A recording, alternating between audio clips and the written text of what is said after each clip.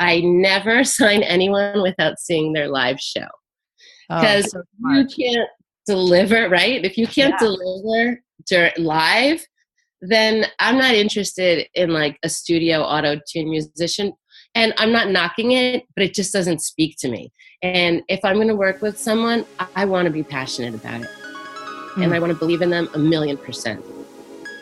Welcome to the Female Entrepreneur Musician Podcast with Bree Noble. Bree is a musician, entrepreneur, speaker, and founder of Women of Substance Music Radio and Podcast. Bree's interviews with successful female musicians and industry pros are both inspirational and informational. She also answers your questions about the music business. Bree is on a mission to help you create great music, connect with your fans, and grow your business, and to truly become a female entrepreneur musician.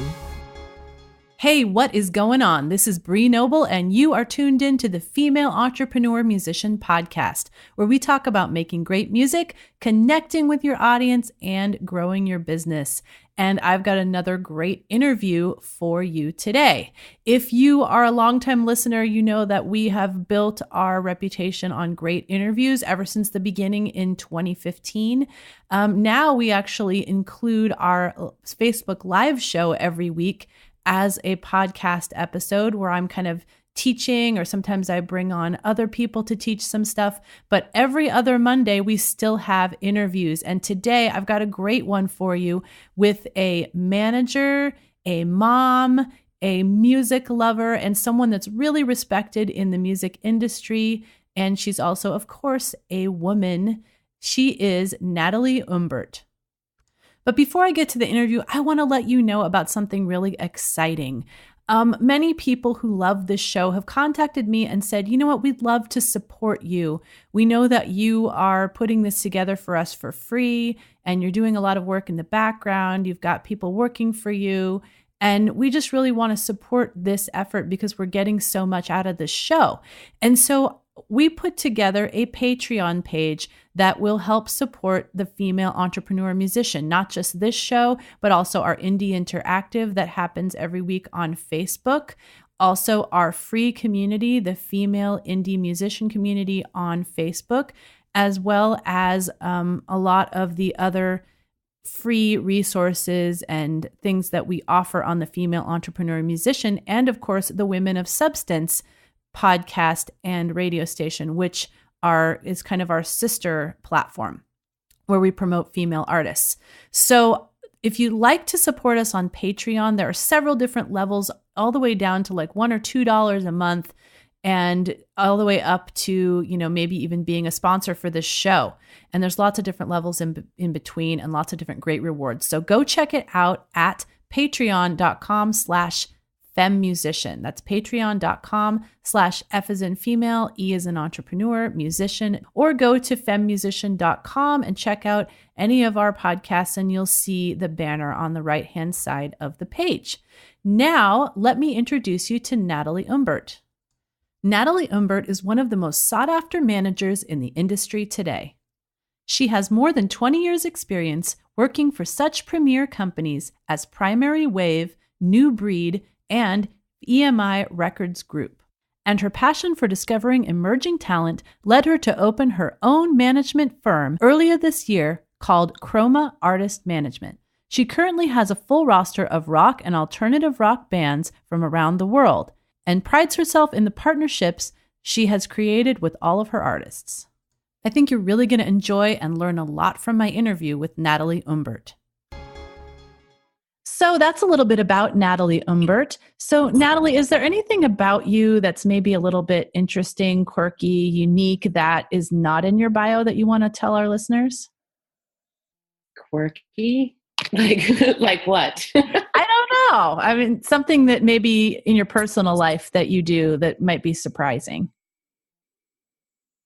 Well, most people would be surprised to know that I was actually born in Peru, because people say, well, you have no accent. That was your first language.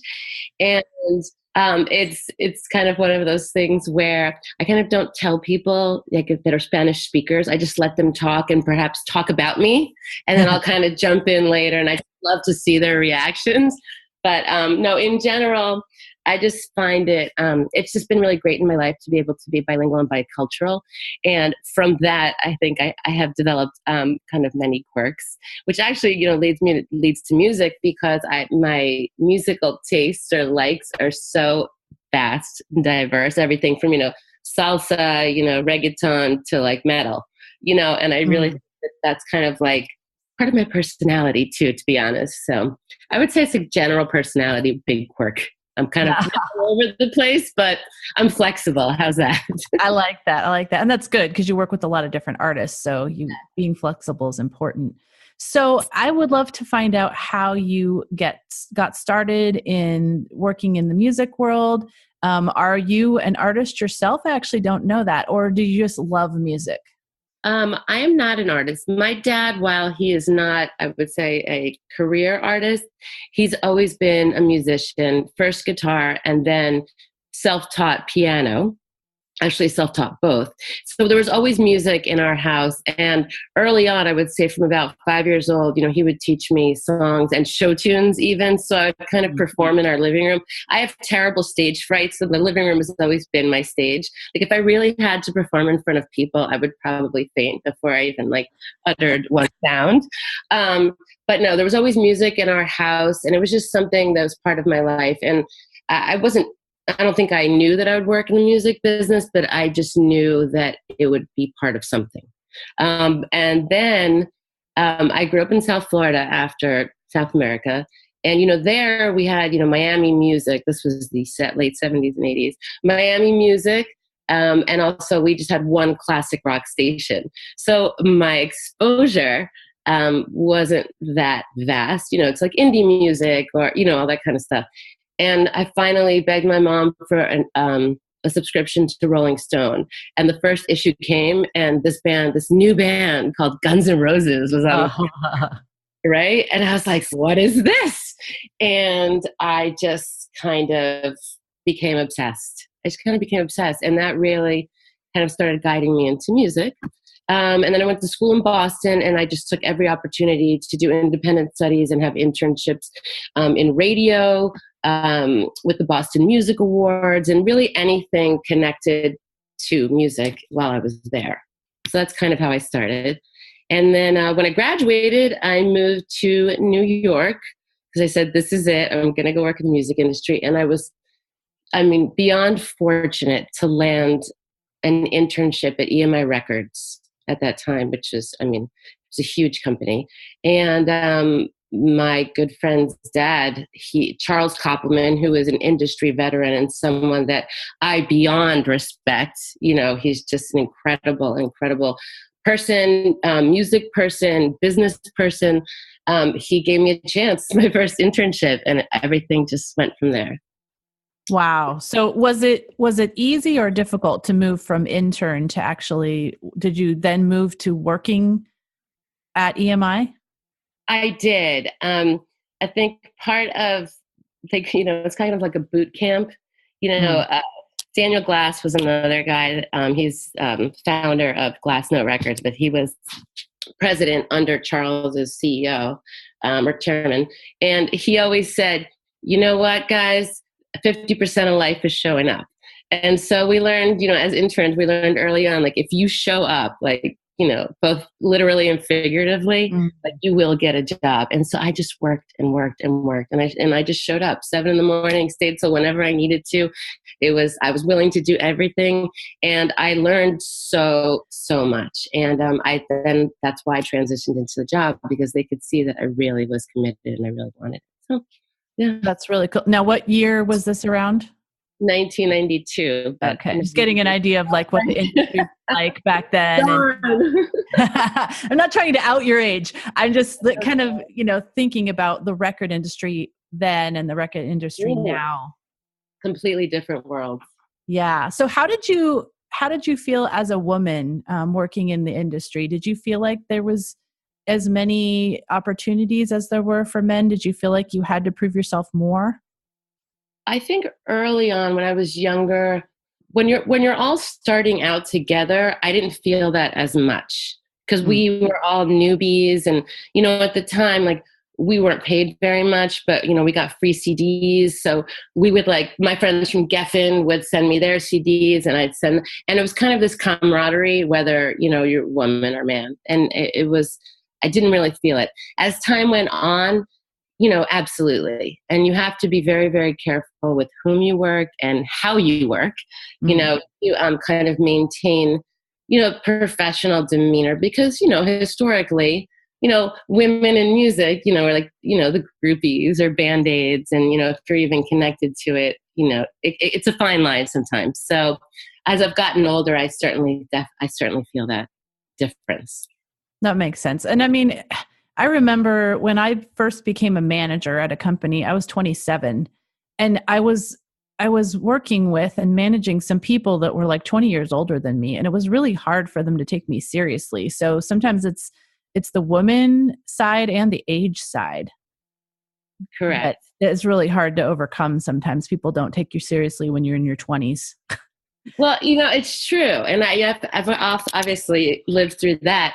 But now conversely, so now I'm in my 40s. Okay, I'm just going to say it. And that's fine. I am too. We're all good. Okay. But so now I also have to, kind of like keep it young because, the 20-year-old like indie, musicians, they might not believe that you really get it, even though I do. I'd be like, how could she possibly get it? Because, to a 20-year-old, 40-something sounds ancient. Like, oh, my parents are that. You know what I'm saying? That's twice my age. Yeah, I know. It's funny because before, I maintained kind of a mystery about my age so people would take me seriously because I was younger. And now I kind of maintain that mystery just so the younger people take me seriously as well. So, you know what?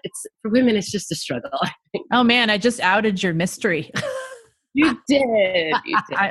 I'm in trouble. So no, I always make a joke about it now. I'm like, I just don't tell. I stopped counting and I just don't talk about it. Absolutely. I made that announcement off the bat. That's funny.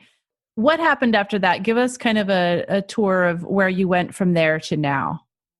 Well, I worked with EMI both in New York and then in the office in Los Angeles. And again, I just was very, very fortunate to be able to have worked in all formats, in all genres. And I worked primarily in radio promotion at that time. So I started making, this business is so much, 90% is about relationships. And, I was very lucky to establish really good relationships with people who are now running the show. People who are now the chairman, people who are now the CEOs, and these are all people I started with or started, 2 or 3 years before me. So I would say that provided me like a huge foundation. So when I left working for a label, I stayed working in, independent A&R because I'm really about the music. You know what I'm saying? And I kind of, I don't want to say leverage the relationships because I'm actually quite close with many people because it's been so long. But yeah, so my journey was mostly after record label, I'm working in A&R, more of a consultant. And then I transitioned into artist management later. From there, you started working in management and artist development. And what kind of artists were you working with at that time?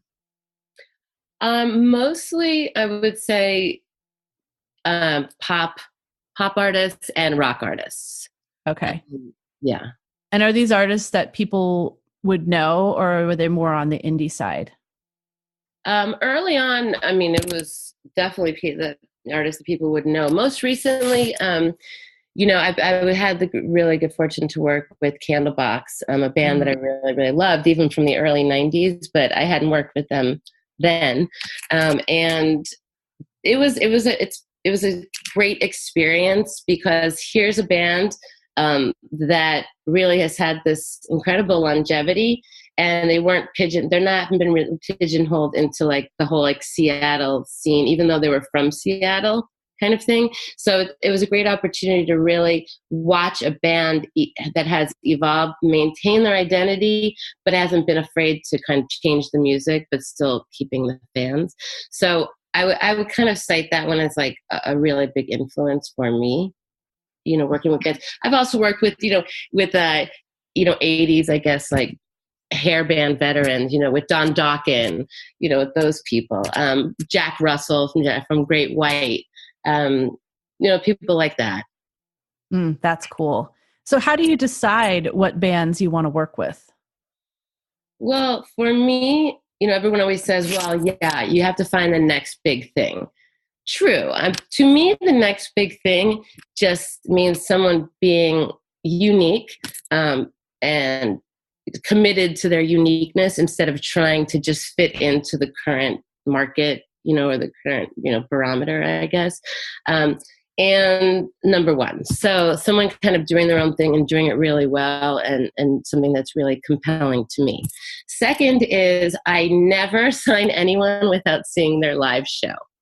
Because you can't deliver, right? If you can't deliver live, then I'm not interested in like a studio auto-tune musician. And I'm not knocking it, but it just doesn't speak to me. And if I'm going to work with someone, I want to be passionate about it. And I want to believe in them 1,000,000%. So those are the two big things. Yeah, that's so important. Like, how can you be effective if you don't? And I think it's so easy to kind of want to take someone's money because maybe you need clients. I mean, I know people that have been in that kind of a quandary, like I really need clients, but I can't support these people if I'm not really, really passionate about it. And, you're not going to get more clients, obviously, if you can't show what you can do for your clients, and you can do that because you're passionate. So I think you're absolutely right in coming at it from that angle. And there's just so much to be said for really believing in someone. I know that there's been some people that I've promoted, and it's like, I could never have done that had I not just absolutely loved what they're doing. Yeah, exactly. It's just, you go and see musicians. Recently I was turned on to this amazing bluegrass artist. And the thing is, I fully admire what he does, but this is another side of it. Like, I'm not in the bluegrass world. So, it would be, inauthentic and disingenuous of me to say, hey, let me manage you, because I just couldn't do it to the best of my ability, despite being, passionate about what he does. That's another side of it too. Like, I have to know what I'm doing, because I always remember, this is my life, my career, but this is these people's lives. Like, they're dedicating their lives to this, and I just can't take it lightly, on either side. So yeah, I agree with you.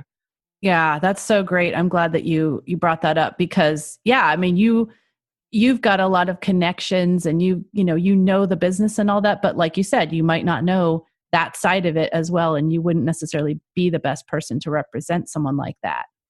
Yeah, and in that case, I really always think to myself, who's the right person? Right. Who can I find? How can I help? And I love that. I always want to help, because these people are so good, but you just need the right helper. Yep. So I know that you just recently this year struck out on your own, started your own management company. What made you decide this is the right time to do that? I think because I have the experience, and I've lived through fantastic experiences, and I've also lived through hellish experiences. And I feel very confident that I know how to navigate both. Okay. I've seen enough working with lovely artists and some awful artists, and I mean personality wise, to know with whom I want to work. And that's another thing. Who do I choose? The bands that I choose, or the artists I choose, I only work with nice people. I don't like attitudes. I don't like, this like false, like swagger, bravado business. It's not for me. Amen to that. I just like, if you're going to play at being a rock star, I'm not your girl. You know what I mean? Like, it's not.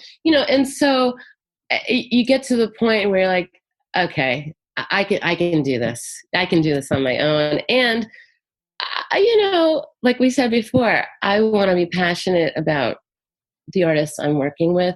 And when you're working with someone else, you're kind of assigned to, an artist that, So I was really ready to just go on my own and make it happen, on my own terms, I guess. Yeah, that makes complete sense. You have complete control. So let our listeners know, because most of our listeners are artists, what does a professional manager actually provide for artists? And why should they think of having one? And when should they think of getting one? That's such a good question. And I always think about it in terms of kind of where you are in your career. The newer bands, that they're all about the music, and they're not, I would say, honestly, 75% of them are not thinking about imaging at all, things like that, and aside from social media, maybe they're not really sure how to do promotion. So I call them like my young bands, my baby bands.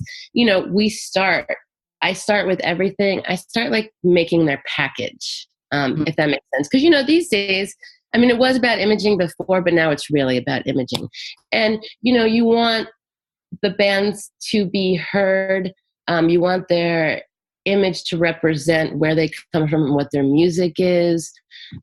So I guide the newer bands a lot in terms of just like I want to, the complete package, more of like a holistic approach to presenting themselves. Does that make sense? Yes. So basically their branding, their image. Yeah, their branding. You have to kind of start at the beginning, So for the newer bands, I do everything from imaging to then, okay, here's your music. We have 30 songs, to A&R coaching in a way.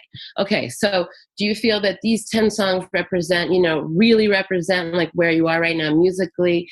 And is this going to be part of like your evolution musically? Because sometimes they're just really fond of, these couple songs that they first wrote, from nostalgia, but that's not really where they're going, Right. So I have to help with A&R coaching. I'll help them determine which markets, which demographics are appropriate for them, because sometimes they don't know because they haven't really played outside of their, town or city or region, so I need to help them, figure out those things, do the research. I need to help them. They don't have agents yet and they know how to book shows, but again, either regional or super local. So I need to help them book shows and really get them out there and really get them in front of people. Just because otherwise they're not going to be seen and heard. And basically, teach them how to do all of these things. And, and subsequently, once they're getting a little more established and building a buzz, then of course I will help them, if they want to search for a label.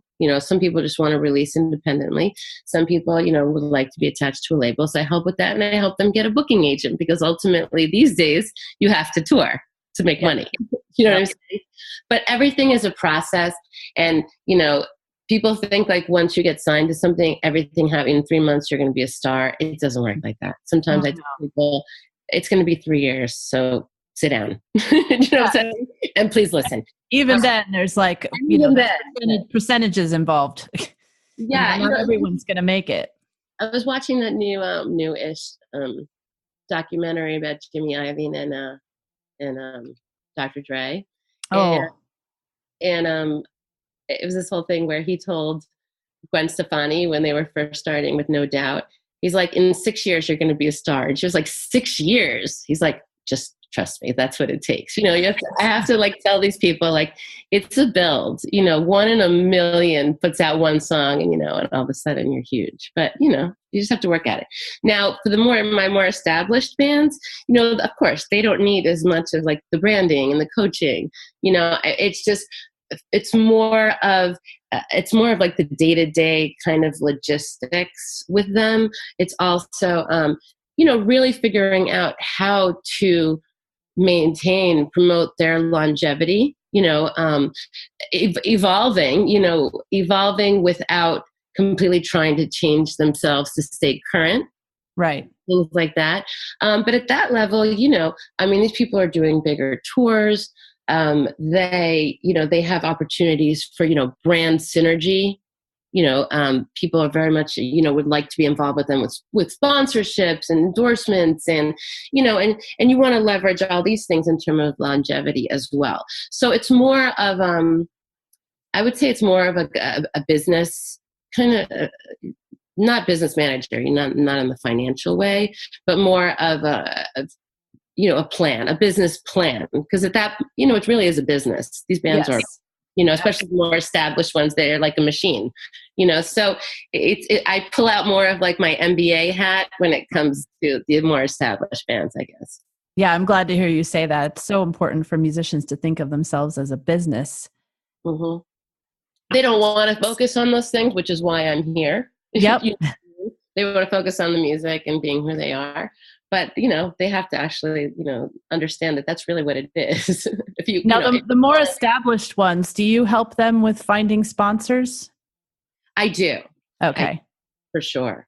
That's really cool. So for your like your baby bands, as you called them, the newer bands, what do you look for in one of those bands other than loving their music? Like, do you want them to be in a certain place, like have a certain number of followers, certain number of people on their email list, see a certain amount of engagement? What are you looking for there? The whole social media thing, I mean, it's brilliant because it's, you can do it yourself. It's DIY. Right. And so on that end, it's great. I think that, record labels and, other industry people who are looking to spend money on a new band, really, really focus on those numbers. But unfortunately, sometimes people don't know how to grow their numbers. And it really has nothing to do with popularity at some points. Do you know what I'm saying? Yeah, I do. And I think that too much importance is placed on the numbers. And one of the speeches I have to give at the beginning, at the baby bands is, listen, we need to increase your numbers, not because I say so, but because the world says so. Yep. I mean, wait, tell me your question again. I think I No, that's really good because I agree. Like some of those are what I call vanity metrics. But yes, to some people, they're so important. But on the other hand, you don't want to like game the system and build your numbers up with people that aren't actually real fans. Right. Well, exactly what you said. That's right. You said fan engagement. It's true. Like, if a band comes to me and I look at their page and, they have 20,000 likes on their page, but every time they post something and actually ask a direct question, to the fans, and 49 people are engaged out of 20,000. I'm thinking, where did you get these likes? It's just, they're not, it's not commensurate. I don't think with a baby band it's ever truly commensurate, but, it kind of gives me pause, if that makes sense. Yeah, no, I think that's totally true. Do you ever encourage them to use some of their marketing budget to put into like Facebook ads or something to just get their message out to more people? I do. They're relatively inexpensive, and if you gain 5 fans from, promoting to, 5 true fans, from promoting to, 400 people, why not? You know what I'm saying? It's not such a financial commitment that it's not worth the gamble. Yeah. And I feel like if you've gone through all the trouble to get these people that like your page, you want them to see your stuff. And yes, sure, Facebook is not necessarily going to show it to them. So you need to make sure that happens. Right. Well, now that they show what they feel like showing to us, it's, I think it's just an easy way to get on people's feeds. And I don't think that's like a vanity thing at all. No, that's real engagement, I think. Exactly. I agree. So I know that you work with either all or mostly male bands, and I'm really interested to hear, are there any obstacles to being a woman manager dealing with all male bands? Okay, so I would just like to say it's really not by choice. It's just kind of how it happened. It's not like I only work with no. Okay, so all you females that are listening to the Female Entrepreneur Musician Show, let it be known that she's not just for male artists. I'm not just, no. How is it? Well, okay, so I'm lucky enough, I grew up with 3 brothers. So I'm the oldest, but I'm kind of always been known as like a guy's girl. Do you know what I'm saying? Like I can hang with the boys because I had to. So, and obviously, little brothers are so irritating, especially when they want to, make bodily noises and things like, so you kind of get used to hanging with dudes. So on that level, when I meet bands and we hang out, because I do like to, as they say, bro down quite a few times before we decide to get, engaged. Right. Because you have to know if you have that chemistry anyway. Yes. I think that guys see that I can hang, that really nothing shocks me. And when they do things like that, sometimes they'll do things to test me. I just ignore it. I like, do something. And so they're not getting the rise out of me. So then they're like, oh, okay. She really cool. Like she can hang. And also one thing I avoid, and I have always avoided it, is getting personally involved. Like you never date a rock star or yeah. Rule numero uno for women working with all men, no romance at all. So you got to be able to hang and no romance. Otherwise, you can get yourself into some trouble, I think. You agree? Absolutely. For sure. Also, going back to your other question, if a man in the industry would get involved with an artist, with a woman, everybody's like, oh, cool, dude. You got that. If conversely, a woman, then it's like, oh, she's a groupie. Like she just likes to do this because she likes to hang with musicians, and it's infuriating. Yeah, that's why I'm very as close as I get with my artists. There's a boundary, and there has to be. So that's really the challenge. I think is being taken seriously. That's such a good point about that double standard. It's so annoying and frustrating. Yeah, it is. So I know you're also a single mom. And so how do you balance all this working with bands and running your own business and all that with being a single mom? And, does this job take you away? Like, do you have to go on tour and stuff, or do you mostly just consulting from a home base? Well, one of the reasons I guess I left it out before that I wanted to start my own company is so that I would have the flexibility to, be with my kids when I need to be. So that helps a lot, because I'm, believe it or not, I'm a very early riser. So what I can accomplish between 5 and 9 is, sometimes takes a whole day, if I'm sitting in an office because, in an office working with someone else because there's interruptions and the whole thing. So that was really one of the things that makes it easier to be a mom. Also, in terms of touring, I do like to be on the road with my band, but I never go, 3 nights is the most, most, because I don't need to be there. I don't like holding their hands the whole time, but in certain markets, it's important. It's like reconnaissance, I need to understand, like, is this really working in this market? How is the tour manager vibing? Is this going to work for the next, 3 months? So I'll go out maybe once a month for about 3 nights and sometimes twice a month for 2 to 3 nights, but that's about it. I really limit it because I just don't think it's necessary. Right. That's really smart though. I mean, I love that reconnaissance idea. Like you do need to be on the ground and see what's happening. Yeah, and I guess the same thing goes for my kids. Like, I have to do reconnaissance with my kids. Like, I need to know what they're doing in school. Like, like I'll put my, my little ones on the bus, and so I really don't have that much time with the teachers. But when I'm home, like I'll go and like I'll volunteer for the Halloween party. I can't be on the PTA.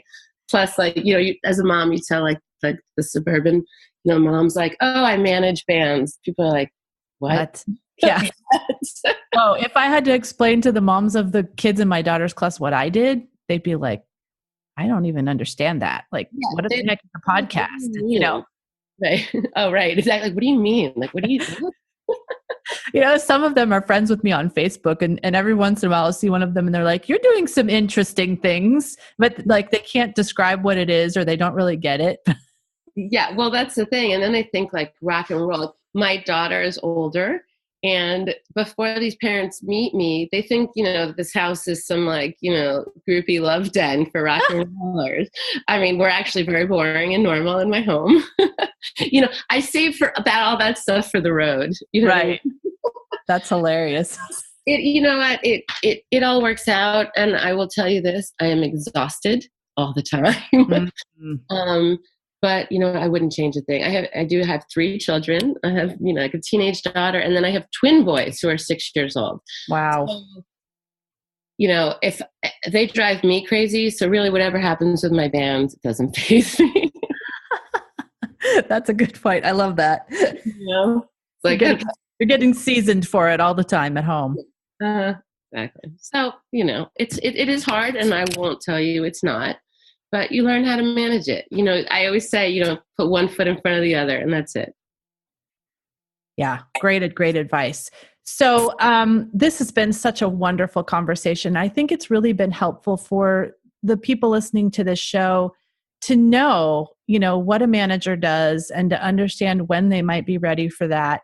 And maybe anybody that's listening that might want to do this as a career. I think that you're really inspiring of how you kind of moved through there. And I think it's important what you said earlier about relationships. I think that is 90%, 80 to 90% of how we get through our career, how we treat other people and how we communicate with other people and form relationships. And that's really important, not just for managers, but for artists. We need to form relationships with venues and form relationships with other artists that, we can maybe partner with in some way. And we need to not look at it like a competition. I'm getting on my soapbox for some reason. All of a sudden, No, but you're right. You're absolutely right. I mean, unfortunately, business, competition, they kind of go hand in hand. But at the same time, just like I tell my band, be nice. It's not hard to be nice. You know what I'm saying? You don't need to front, as the kids say. That's funny. Well, let our listeners know how people can find out more about you, contact you, find out more about the bands that you manage. Well, my company is Chroma Artist Management. And I actually, if you want to know, I chose Chroma. I chose the name because it's a kind of a combination of the chromatic scale in music and also color, like Kodachrome. And when I hear music, I see color. I see color and movement. So people are always like, what does that even mean? So that's what it means to me. Okay. I like that. Yeah, it's just, it's personal. And you know what? There's also like you said, so many different types of music, so many colors, so many flavors. And again, that's what resonates with me. So there it is. So my company is Chroma Artist Management. You can take a look at my website and meet all of our artists. It's www.chromaam.com. So Chroma AM Artist Management. And Awesome. check us out there. And my contact info is there. So if anybody wants to reach out, just, as a woman in the business or thinking of starting a business or related business, I'm always here. I really like to mentor people, just so you know, or, and just have conversations or just really see what other women are doing, you know what I mean, and how they do it. So please reach out to me. Oh, thank you so much for that. I know that, our listeners are pretty responsive to the people that are on this show, and most people do get some people responding to them. So I hope you guys will feel free to contact Natalie, and she's just nice. Like, you want to know her. So thank you. And I really appreciate it. Oh, you are welcome. Thanks so much for sharing with our listeners today. Now go out and make great music, connect with your fans, and grow your business. Female Entrepreneur Musician has been brought to you by FEM107.com and FemaleMusicianAcademy.com. With editing by Jen Eads of 317 Sound Design and music by Stella Ronson.